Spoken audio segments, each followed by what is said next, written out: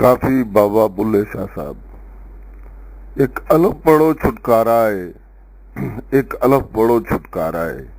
एक अल्फों दो तीन चार होए, फिर लख करोड़ हजार होए, फिर उथों बाद शुमार होए। एक अलफ दा नुक्ता न्यारा है, एक अलफ पढ़ो छुटकारा है, एक अलफ पढ़ो छुटकारा है। क्यों पढ़ना है गड्ड किताबां दी, सिर चाहना है पंड अजाबां दी। हुण होई है शक्ल जलादां दी, अगे पैंडा मुश्किल पारा है। एक अलफ पढ़ो छुटकारा है, एक अलफ पढ़ो छुटकारा है।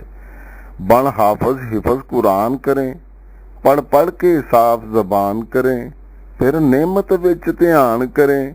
मन फिरदा ज्यों हलकारा है, एक अलफ पढ़ो छुटकारा है, एक अलफ पढ़ो छुटकारा है।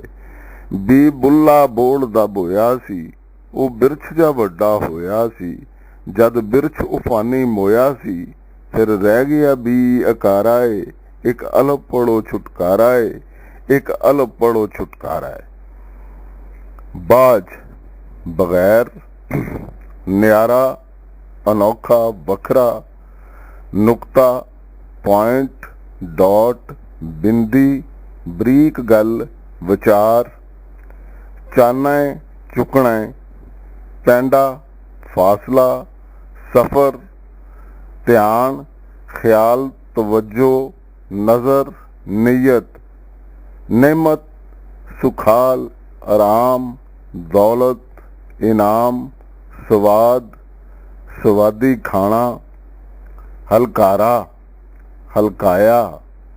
मन, दिल, दिमाग। बोया, बीजिया।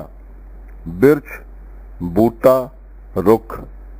इकारा, इको, इकल्ला, एक परता, अकैरा।